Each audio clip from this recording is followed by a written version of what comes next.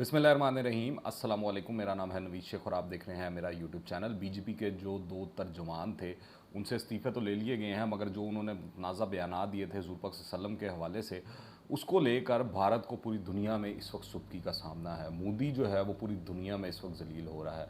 Indian products और भारतीय कहलाना ख़ास तौर पर मुसलमान ममालिक में अब एक गाली बनता हुआ दिखाई दे रहा है। और ये जो दोनों रहनुमा थे, इन्होंने जो मुतनाज़ा किस्म के बयानात देने की कोशिश की अपनी तरफ से, और अपनी तरफ से इन्होंने भारत के अंदर जो मुसलमान अक़लियत है उसको जो है उसको तंग करने की कोशिश की थी। और मैं आपको बताता चलूँ कि जब ये बयान आया, जो खातून है नूरपुर शर्मा, उन्होंने एक टीवी शो में बैठकर ये बात की, नाज़ेबा बात की। फिर उसके बाद इसी जो बीजेपी है, इससे ही ताल्लुक़ रखने वाले एक और रहनुमा हैं नवीन जिंदाल, जो कि बीजेपी के मीडिया विंग के सरबराह भी थे।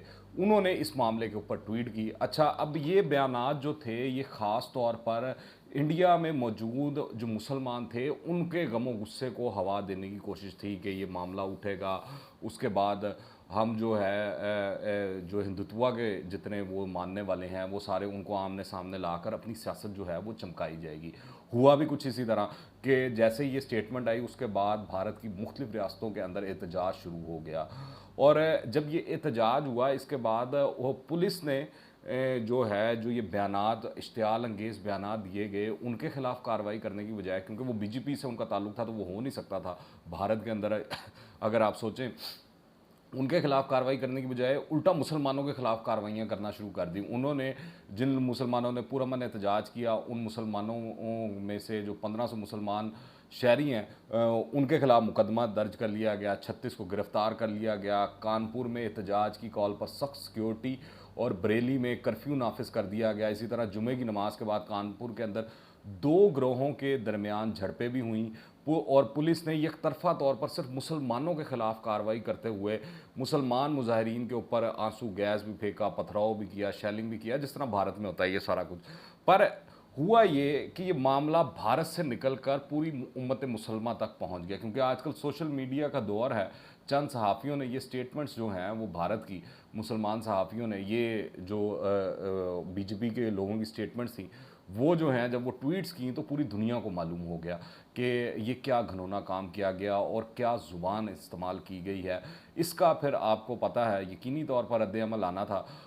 ख़ास तौर पर सबसे पहले अरब रियासतों से लेकर ईरान और दीगर इस्लामी ममालिक ने इस मामले के ऊपर खूब एहतजाज रिकॉर्ड करवाया। भारत के सफ़ीरों को बुलाकर जलील किया गया बाकायदा तौर पर। इन तमाम ममालिक की जानिब से भारतीय अशिया के बाइकाट की मुहिम मुनज़्ज़म तरीके पे पूरे जो मुस्लिम उम्मा है वहाँ पर चलाई गई।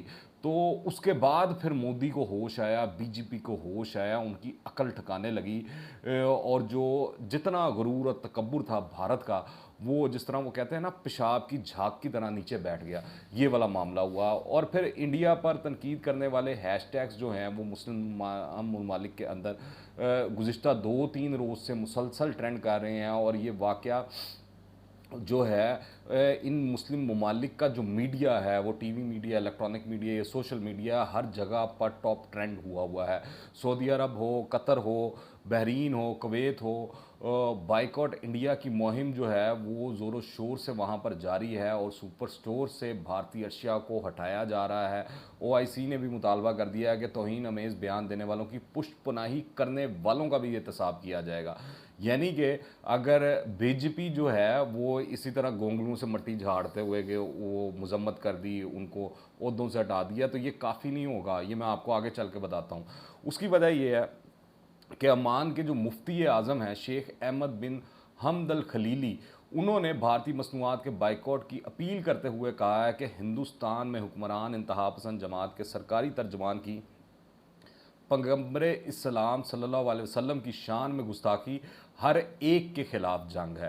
तो ये अब जंग का आगाज़ तो कर दिया बीजेपी के लोगों ने, अब मुसलमानों के ऊपर है कि वो इसको किस नहज पर ले जाकर पहुँचाते हैं। आपको मैं बताता चलूँ कि मशरिक़ और मगरिब में मुसलमानों के लिए ये एक ऐसा मामला है जो तमाम मुसलमानों को एक कौम के तौर पर उठने का मुतालबा करता है। मशरिक़ वुस्ता से शुरू होने वाली ये जो हैशटैग है और तहरीक जो है अरब ममालिक के साथ साथ पाकिस्तान और भारत में भी इस वक्त टॉप ट्रेंड बन गया है। भारत के मुसलमान भी सरापा एहतजाज हैं, पाकिस्तान के मुसलमान भी सरापा एहतजाज हैं, स्टेट लेवल के ऊपर भी भारत के जो ये तर्जुमान हैं बीजेपी के, उनकी इस बात की मजम्मत की जा रही है। यहाँ तक कि आप देखेंगे ईरान जो है वो भी इस मामले के अंदर पेश है और कहा जा रहा है ईरानी वज़ीर ख़ारजा का दौरा भारत जो है क्या पता इस मामले को लेकर कैंसिल ना कर दिया जाए। और इस पर मेरे ख्याल से अब बीजेपी का जो ये रद्द अमल है शायद ये काफ़ी नहीं होगा, क्योंकि अब मुल्क के अंदरूनी मामले ने, जो भारत का एक अंदरूनी मामला था, उसने अब जो है बैनुल-अक़वामी नौइयत जो है वो इख्तियार कर ली है। कुवैत, कतर और ईरान ने इतवार को इंडिया के सफ़ीरों को बुलाकर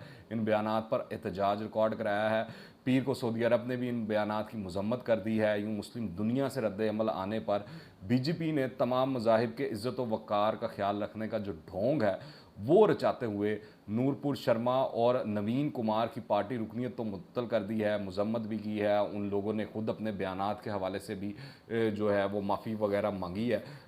पर इस तरह लगता है कि ये यहाँ पर चीज़ नहीं रुकनी है, काम इस तरह नहीं रुकना, क्योंकि इस तरह के इस्लामोफोबिक फोबिया पर मबनी जो रिमार्क्स हैं उनको बग़ैर किसी सज़ा के छोड़ देना ठीक नहीं है। इंसानी हकूक़ के तहफ़्फ़ुज़ के लिए मैं आपको बताता चलूँ ये संगीन ख़तरा है जो तशद्दुद और नफ़रत के एक नए सिलसिले को जन्म दे सकता है। तो इस हवाले से देखना बड़ा ज़रूरी है, क्योंकि आप देखें कि मुसलमान जो है उसके दिल में तो हुज़ूर पाक सल्लल्लाहु अलैहि वसल्लम की मोहब्बत इस तरह की है कि उसके लिए वो अपनी जान देने को, मर मिटने को, हर काम करने को तैयार है, चाहे वो इस दुनिया के अंदर सही समझा जाए या ना समझा जाए। पर हमारे लिए बीइंग अ मुस्लिम हुज़ूर पाक सल्लल्लाहु अलैहि वसल्लम की ज़ात जो है वो सबसे आला और अरफ़ा और सबसे ऊपर है, उसके बाद सब कुछ है। तो अगर इस मामले के अंदर सज़ा नहीं दी जाती जिन लोगों ने गुस्ताखी की है, तो ये चीज़ मेरे ख़्याल से बढ़ती जाएगी और बहुत आगे तक जाएगी। अभी मैं आपको खाली सिर्फ एक चीज़ बता दूं कि इंडिया के जो इकोनॉमिक टाइज़ हैं जिसकी वजह से इंडिया घुटने टेकने पर मजबूर हुआ है, उसकी स्टैट्स ये है कि ईसीसी खलीज ताउन कौंसिल के साथ जो भारत है उसकी तजारत जिसके अंदर जो ये ईसीसी है उसके अंदर कुवैत है, कतर है, सऊदी अरेबिया है, बहरीन है, ओमान है, मुत्तहिदा अरब अमारात शामिल है। तो इसके साथ जो गुज़िश्ता साल है 2020-21 के अंदर 87 अरब डॉलर तक की तजारत रही है। तो ये 87 अरब डॉलर का सवाल है भारत के लिए। और खाली ये तजारत ही नहीं, इसके अलावा बेशतर भारतीय जो हैं वो जो सबसे ज़्यादा तादाद है भारतीयों की बैरून मुल्क, वो इन्हीं ममालिक के अंदर रहती है, वहीं पर जाकर काम करती है और बदले में वहाँ पर काम के बदले जो वो रुपया पैसा कमाते हैं तो वो रेमिटेंसेस की मद में भारत भेजते हैं। फिर तीसरी एक और अहम चीज़ भी है जिसकी वजह से भारत के जो रोंगटे हैं वो खड़े हो गए हैं और उसको समझ नहीं आ रहा और वो हर काम करने को इस वक्त तैयार दिखाई देता है। वो ये है कि भारत की जितनी भी तवानाई की ज़रूरियात हैं वो ज़्यादातर इन्हीं ममालिक से पूरी होती है, वो डिपेंडेंट हैं इनके ऊपर। अगर वो भारत के साथ तजारती ताल्लुकात मुनक़ता कर लेते हैं तो भारत को बचने से कोई नहीं रोक सकता, मरने से। वो इस तरह के मामला होगा कि भारत के अंदर हर चीज़ का पहिया रुक जाएगा, कारोबार से लेकर गाड़ी से लेकर, रेल से लेकर, ट्रेन से लेकर, हर चीज़ जिसका भी आप नाम लें वो काम उधर रुक जाएगा। इस वक्त भारत को सफारती महाज के ऊपर कारी ज़रब लग चुकी है। उनके ज़हन में तो ये था कि हम जो हैं अपनी जो लोकल पॉलिटिक्स है उसके अंदर ये तमाम मामले को कैश करते हुए सियासत चमकाएंगे और अपना वोट बैंक बढ़ाएंगे, मुसलमानों के ख़िलाफ़ जो है जज्बात को भड़का कर हिंदुओं के तो वो मैनिपुलेट करने की कोशिश करेंगे। मगर ये गेम इस दफ़ा उल्टी पड़ गई है और भारत से मुसलमानों का नामो निशान मिटाने के दावेदार बीजेपी रहनुमा इस वक्त जो है हालत उनकी ये हो गई है कि वो तमाम मज़ाहिब की इज़्ज़त व वक़ार का ख्याल रखने के दावे करने लगे हैं। और इसके ऊपर वो कठपुतली वज़ीर आला हैं अज़ा मकबूजा कश्मीर के, तो उन्होंने बड़ी अच्छी एक स्टेटमेंट दी है कि ये जो सारे बयानात और स्टेटमेंट्स दी जा रही हैं, उमर अब्दुल्ला साहब साबिक़ वज़ीर आला हैं, तो ये सिर्फ़ और सिर्फ इंटरनेशनल कंजम्पशन के लिए हैं। जो बैरून मुल्क मुकीम जो भारतीय हैं उनके लिए कि वो जाकर जो दूसरे मुसलमान हैं उनको ये मंजन बेच सकें कि भारतीय हुकूमत तो मजम्मत करती है, ये करती है। ये लोकल कंजम्पशन के लिए नहीं है कि जो इंडियन भारतीय हैं उनके लिए ये नहीं है। तो ये जहन में रखने वाली चीज़ है। दरअसल बीजेपी के दोनों रहनुमाओं के जो बयानात हैं भारत में गुज़िश्ता कई बरसों से मौजूद गहरी मजहबी तकसीम की अक्कासी करते हैं। जो भारत जो है फाशिस्ट हुकूमत इस वक्त चल रही है भारत के अंदर, और वो चाहते हैं कि हिंदुओं के अलावा भारत के अंदर और कोई मज़हब के लोग ना रहें, और मुसलमानों के ख़िलाफ़ एक बड़े प्लान तरीके से पूरे भारत के अंदर एक कैंपेन भी चल रही है, उनका कला कमा करने की कोशिश की जा रही है, उनका माशी जो है इस्तेसाल भी का भी सिलसिला जारी है।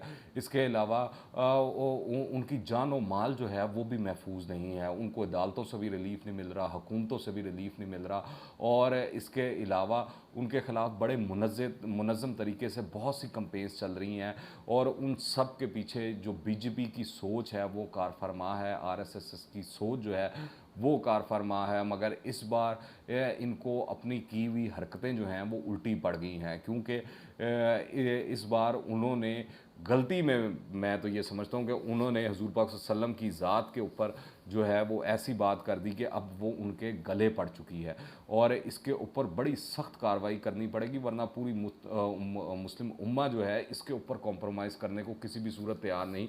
आपसी इख्तलाफात या दीगर मामला जो भी हों, मगर इस इशू के ऊपर, इस मामले के ऊपर तमाम मुसलमान एक हैं। आखिर में मैं बस इतना ही कहना चाहूँगा कि गुलाम हैं, रसूल अल्लाह के गुलाम हैं। गुलामी रसूल में मौत भी कबूल है, गुलामी रसूल मौत भी हयात है, जो होना इश्क मुस्तफ़ा तो फिर ज़िंदगी ये फ़जूल है। ये हर मुसलमान का अक़ीदा है, और इसको भारत मोदी और बीजेपी समेत आरएसएस की जो फाशिस्ट नज़रिया है उसको समझने की ख़ुसूसी तौर पर ज़रूरत है। आप इस हवाले से क्या राय रखते हैं? नीचे कमेंट्स में लाजमी बताइएगा। दुआ में याद रखिएगा। अंटिल द नेक्स्ट टाइम, अल्लाह हाफ़िज़।